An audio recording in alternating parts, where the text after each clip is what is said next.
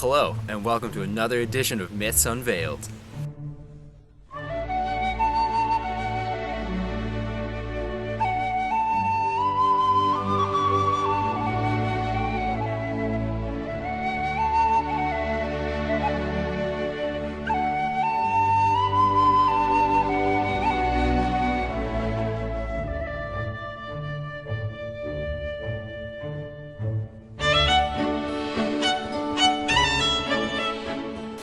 In tonight's episode, we'll be exploring what some of you might recognize as Middle-earth and others as Midgard. Comparing Tolkien's universe and Norse mythology shows the influence the Norse mythology has had in modern literature. It's quite cool. We've chosen to focus on three major similarities to be found between the two universes. The first is the Nordic names that are used throughout the entire Tolkien Middle-earth. The second is the prevalence of magical items such as rings and swords we see in both Middle-earth as well as Nordic myth. The third is cosmology, where we'll focus on the creation story of Middle-earth, as well as the locations that are taken straight from Prose Edda.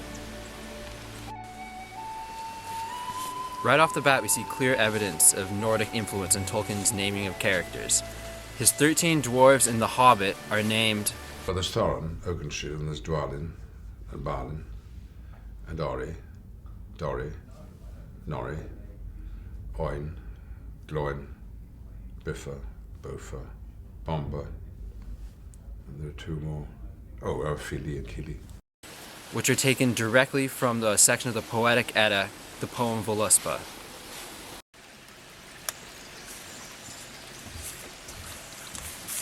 That's not the only Nordic name either.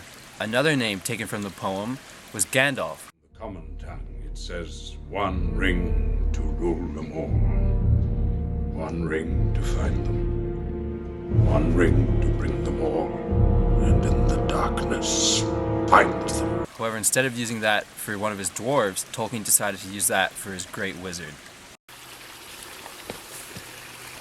Gandalf is a particularly interesting character when compared to Norse myth due to his striking resemblance with Odin. Odin was often described as taking the form of a wise old man when he came and walked the realm of Midgard. Gandalf was also in the possession of Shadowfax, Lord of Horses and the fastest horse in Middle-earth. This is very similar to Odin, as Odin also had the fastest horse. The only difference was that Odin's horse had 8 legs.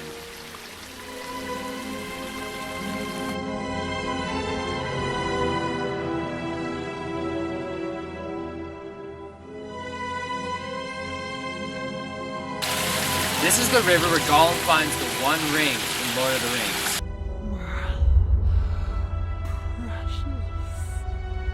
Magical rings and other magical objects were very prominent in Norse folklore. There are markings. It's some form of Elvish.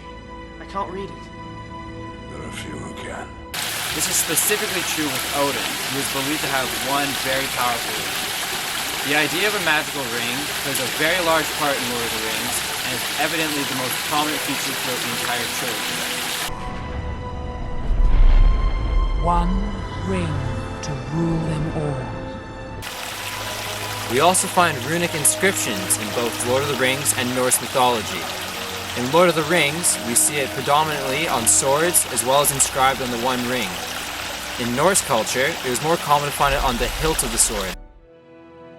The blade was broken. Shall return to Minas Tirith. The man who can wield the power of this sword can summon to him an army more deadly than any that walks this earth. In both cases, the runic inscriptions are believed to give a benefit in battle. In Norse culture, it is more often just a good luck token, while in Lord of the Rings, it would often give a magical ability to the sword. One of the most striking similarities we found between the two universes was their cosmology. Both of them had a heavy reliance on different realms for different races and creatures, which we see in both Lord of the Rings and Norse mythology. Middle-earth was Tolkien's take in Midgard, as you can clearly see from the similarity in the name. In Norse mythology, similar to Tolkien, there is multiple realms. In Norse mythology, elves are thought to come from the realms Svartalheim or Alfheim. In Lord of the Rings, opposed to dying, elves would often travel to Valinor by boat or the Undying Lands.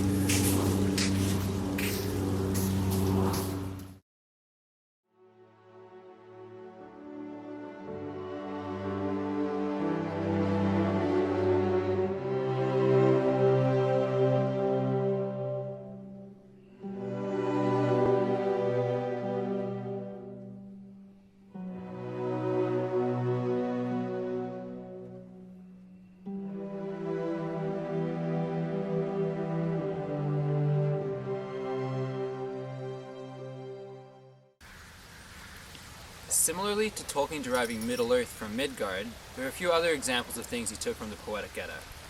The Misty Mountains and Mirkwood are two names directly translated from Old Norse. These two areas are also very large locations in the Tolkien universe.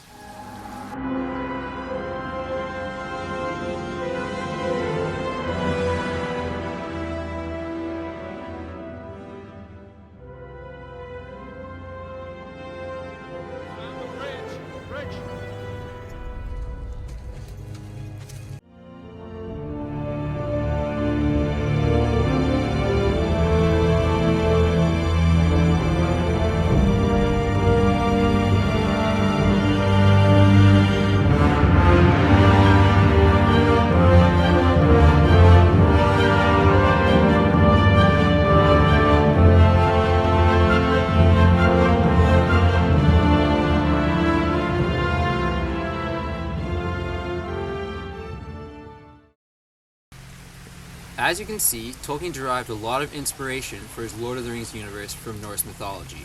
And in turn, as the father of fantasy writing, he's also influenced our whole generation of fantasy writers. I hope you found today's video to be informative and has given you a new appreciation for the role Norse mythology plays in modern literature. Have a great night, and see you next time on Myths Unveiled.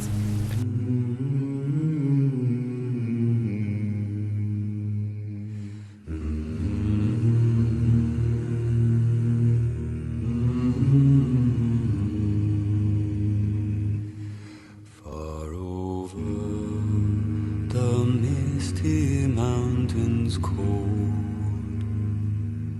to dungeons deep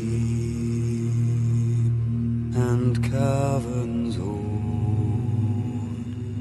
we must away ere break of day to find our long forgotten gold. The pines were old.